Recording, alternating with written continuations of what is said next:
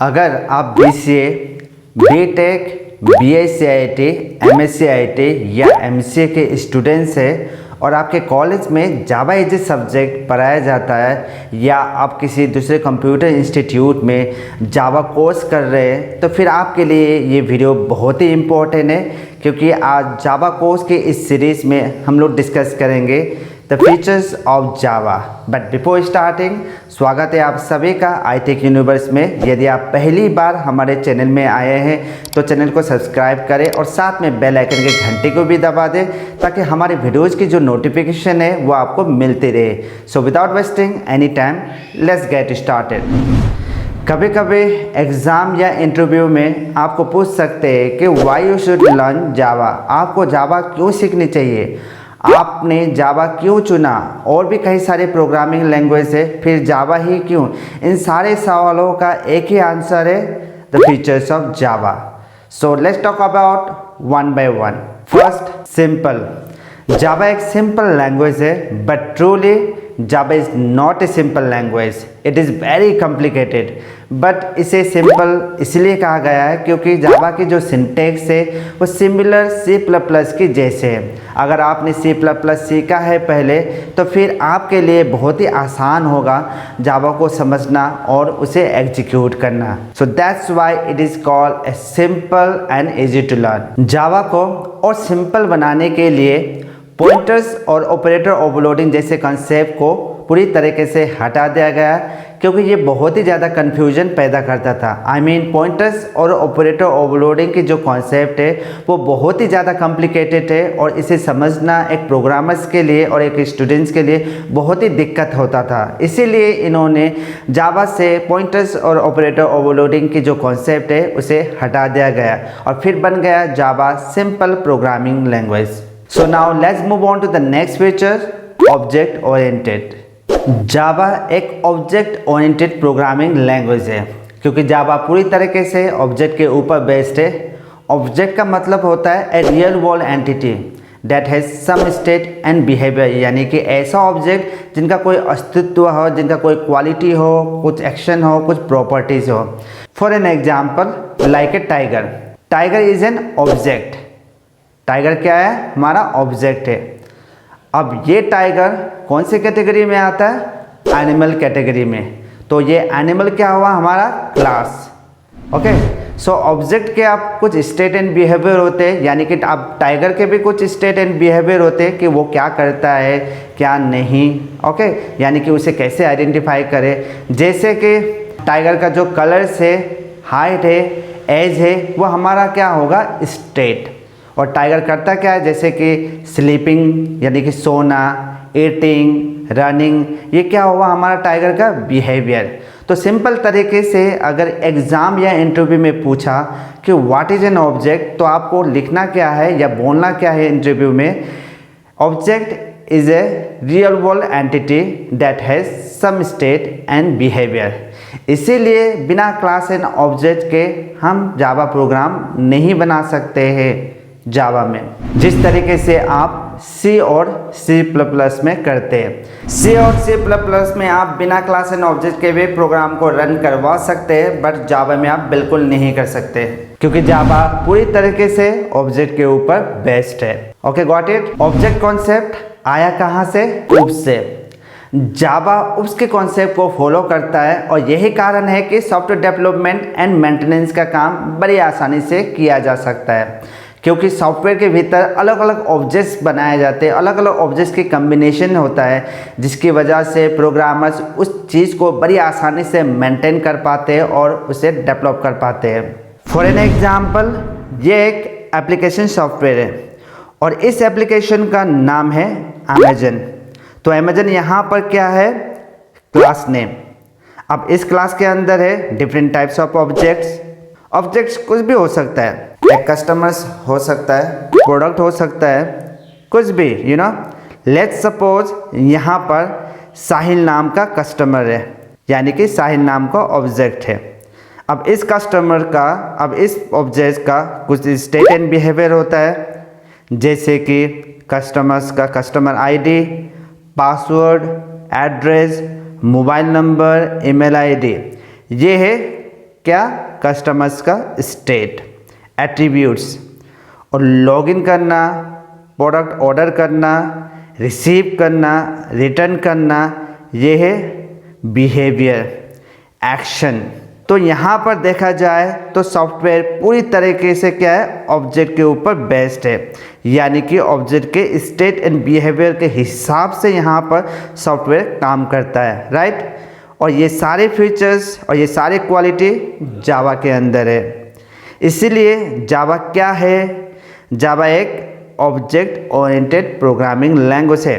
अगर एग्ज़ाम या इंटरव्यू में अगर इस तरीके का क्वेश्चन अगर आए या आपको पूछा जाए तो फिर आपको सिंपली आंसर देना है, object is defined as a real world entity that has some state and behaviour. Now let's move on to the next feature, platform independent. Platform independent का मतलब है आप जावा के प्रोग्राम को किसी भी ऑपरेटिंग सिस्टम में किसी भी प्लेटफॉर्म में रन करवा सकते हो। अगर आपने प्रोग्राम विंडोज़ में बनाया है तो इसके प्रोग्राम को आप कंपाइल करके जो बाइट कोड जनरेट होता है उस बाइट कोड को आप लिनक्स में भी रन करवा सकते हैं और मैक में भी रन करवा सकते हैं, और इस बाइट कोड को प्लेटफॉर्म इंडिपेंडेंट कहते हैं। इस बाइट को यहाँ पर डॉट क्लास कहते हैं और इसे dot Java. How it is possible to execute this byte code in every operating system.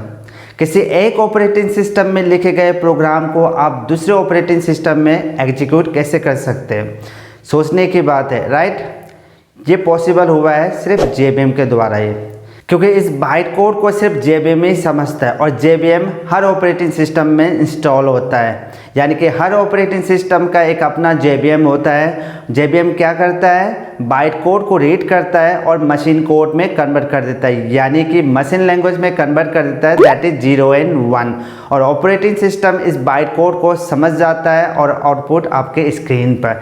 That's why Java is called platform independent. Why Java is called platform independent. अगर आपके exam या interview में अगर इस तरह का सवाल पूछा तो आपको सिंपली और रिलैक्स होकर आपको आंसर देना है और एग्ज़ाम में लिखना है। So now let's move on to the next feature, secure. Java एक सिक्योर प्रोग्रामिंग लैंग्वेज है। क्यों है सिक्योर, इसके बहुत सारे रीजंस है, उनमें से कुछ पॉइंट्स हम लोग यहाँ पर डिस्कस करेंगे। ओके, तो सबसे पहला जो रीजंस है वो है जावा में पॉइंटर्स के कॉन्सेप्ट को हटा दिया गया। क्यों हटा दिया गया, क्योंकि पॉइंटर्स क्या करता है, दूसरे वेरिएबल्स के मेमोरी एड्रेस को पॉइंट करता है, उसे होल्ड करता है। ऐसे में अगर किसी हैकर्स को रन टाइम पर किसी मेमोरी का एड्रेस मिल जाए तो वो पता लगा सकता है कि रन टाइम मशीन पर क्या क्या चल रहा है। इसलिए जावा में पॉइंटर्स के कंसेप्ट को हटा दिया गया है ताकि हैकर्स मेमोरी को एक्सेस ना कर सके। That is the reason that makes Java more secure. और दूसरा रीजन है byte code verifier by JVM. आपने देखा होगा जब भी आप कोई फाइल डाउनलोड करते हो इंटरनेट से तो वहाँ पर एक मैसेज आ जाता है, योर डाउनलोडिंग फाइल में harmful to your system, do you want to still continue. अगर आप इसे कंटिन्यू पर क्लिक कर देते हो तो हो सकता है मे बी आपका सिस्टम स्लो हो जाए या आपके सिस्टम करप्ट हो जाए, राइट। बट अगर आप जावा द्वारा बनाए गए सॉफ्टवेयर या बाइट कोड डाउनलोड करते हो इंटरनेट से तो इस तरह का मैसेज नहीं आता है। क्यों, क्योंकि प्रोग्राम के एग्जीक्यूशन होने से पहले ही जेबीएम सबसे पहले बाइट कोड की वेरीफाई करेगा, यानी कि चेक करेगा कि इसमें जो बाइट कोड है वो करेक्ट फॉर्मेटेड में है या नहीं। ऐसा कोई इलीगल कोड तो नहीं जिससे आगे जाकर आपके सिस्टम करप्ट हो जाए। इसीलिए जेबीएम बारी बारीकी से बाइट कोड को वेरीफाई करता है, बाइट कोड को चेक करता है, तब जाकर वो प्रोग्राम को एग्जीक्यूट करता है, वरना वो बाहर से ही इलीगल कोड को ब्लॉक कर देता है ताकि सिस्टम में कोई इलीगल या वायरस ना जाए। That makes Java more secure. So now let's move on to the next feature, robust. Robust means strong. जावा एक रोबस्ट लैंग्वेज है। क्यों है, इसके बहुत सारे रीजंस है। दो तो मैंने आपको ऑलरेडी बता दिया है प्लेटफॉर्म इंडिपेंडेंट के कॉन्सेप्ट में, वो था पॉइंटर्स और दूसरा बाइट कोड वेरीफायर, राइट। अब यहाँ पर दो और पॉइंट्स मैं आपको बता देता हूँ, गार्बेज कलेक्टर और दूसरा है हमारा एक्सेप्शन हैंडलिंग। तो सबसे पहले हम यहाँ पर बात करते हैं गार्बेज कलेक्टर क्या है और उनका क्या काम है, उनका रोल क्या है। गार्बेज कलेक्टर का काम ही होता है मेमोरी को डीएलोकेट करना, यानी कि मेमोरी को फ्री करना। अगर आप मेमोरी को यूज़ करते हो, उसे एलोकेट करते हो, तो काम ख़त्म होने के बाद आपको उसे डीएलोकेट भी करना होता है, उसे फ्री भी करना होता है। You know, in most of the languages programmers memory allocate तो करता है बट उसे डीएलोकेट नहीं करता, वो भूल जाता है। तो ऐसे में लंबे समय तक मेमोरी का यूज़ करते करते हो सकता है आपका प्रोग्राम करप्ट हो जाए, या हो सकता है आपका सिस्टम स्लो हो जाए, कुछ भी हो सकता है मेमोरी को ओवरराइट करने से, राइट। इस तरह के प्रॉब्लम को लीकेज ऑफ मेमोरी प्रॉब्लम कहते हैं। बट जावा में ये प्रॉब्लम नहीं होता है because Java uses garbage collector. Java में प्रोग्रामर्स को मेमोरी को डीएलोकेट करने की ज़रूरत नहीं पड़ता, वो ऑटोमेटिकली डीएलोकेट हो जाता है प्रोग्राम एग्जीक्यूशन के बाद, क्योंकि गार्बेज कलेक्टर का रोल ही है मेमोरी को डीएलोकेट करना, मेमोरी को फ्री करना। That makes Java more robust. And now exception handling, what does it mean? You know, जब कोई प्रोग्रामर्स प्रोग्राम बनाते हैं या सॉफ्टवेयर बनाते हैं तो उस दौरान उनसे कई सारे मिस्टेक हो जाते हैं, जैसे कि semicolon, inverted comma, unwanted event, exceptional coding. Means compile time में एरर तो नहीं आता है बट रन टाइम में एरर आता है। तो इस तरह के कई सारे मिस्टेक हो जाते हैं प्रोग्रामर से। तो इस तरह के जो मिस्टेक है, इस तरह के जो एक्सेप्शन है, उसे हैंडल करने के लिए एक्सेप्शन हैंडलिंग का कॉन्सेप्ट लाया गया जावा में, ताकि जब भी कोई प्रोग्राम में एरर आता है तो प्रोग्रामर्स ग्रेसफुली उसे हैंडल कर सके। यू नो, जावा में एक्सेप्शन हैंडलिंग का कॉन्सेप्ट बहुत स्ट्रॉन्ग है। अगर कोई एरर आता है तो ये प्रोग्रामर्स को इमिडिएटली बता देता है कि आपके एरर कहाँ है, कौन से लाइन नंबर है, एक्सेट्रा एक्सेट्रा, जिससे प्रोग्रामर्स क्या होता है, ग्रेसफुली उसे सॉल्व कर सकता है। तो यही कारण है कि Java that makes more robust. So now let's move on to the next feature, portable. Java एक पोर्टेबल लैंग्वेज भी है। इसका मतलब ये होता है कि जावा की जो सोर्स कोड है, आप उसे कंपाइलर की मदद से कंपाइल करके बाइट कोड जनरेट कर लीजिए और फिर आप उस बाइट कोड को किसी भी ऑपरेटिंग सिस्टम में रन करा सकते हैं। फॉर एग्जांपल, अगर आपने प्रोग्राम विंडोज़ में बनाया है तो उसे कंपाइल करके जो बाइट कोड जनरेट होता है, उस बाइट कोड को आप पेन ड्राइव में कॉपी कर लीजिए और फिर आप उसे लिनक्स में भी रन करवा सकते हो और मैक में भी। हर डिवाइसेस के लिए पोर्टेबल है, इसीलिए जावा क्या है, एक पोर्टेबल लैंग्वेज भी है। So now let's move on to the next feature, multi threading. Multi threading का टॉपिक बहुत ही इंपॉर्टेंट है जावा के अंदर, क्योंकि ये एक ऐसा टॉपिक है जो मोस्टली इंटरव्यू में पूछा जाता है। इसीलिए इस टॉपिक पर मैं एक अलग सा वीडियो बनाऊंगा, डीपली उसमें बताया जाएगा आपको कि थ्रेड्स क्या है, सब कुछ। बट फिलहाल के लिए अभी थोड़ा बहुत जान लेते हैं कि मल्टी थ्रेडिंग क्या है। इसका मतलब होता है कि अगर एक ही समय में एक साथ जब मल्टीपल थ्रेड्स एग्जीक्यूट कर दे तो उसे मल्टी थ्रेडिंग कहते हैं। यानी कि जावा में एक साथ कई सारे थ्रेड्स एग्जीक्यूट होते हैं और इसी प्रोसेस को मल्टी थ्रेडिंग कहते हैं। फॉर एग्जांपल, आपने कई सारे गेम्स खेले होंगे जिसमें आप भाग रहे होते गन लेकर और उसी समय कुछ प्लेयर्स आप पर गोली चला रहे होते और ठीक उसी समय दूसरा प्लेयर्स आपको बचाने के लिए वो भी गोली चलाने लग जाता है उस पर जो आप पर गोली चला रहे होते हैं। यानी कि एक ही समय में मल्टीपल प्लेयर्स अलग अलग परफॉर्म कर रहा होता है। यू नो, कोई भाग रहा है, कोई गोली चला रहा है। तो इस तरह की जो प्रोसेस है, उस प्रोसेस को मल्टी थ्रेडिंग कहते हैं।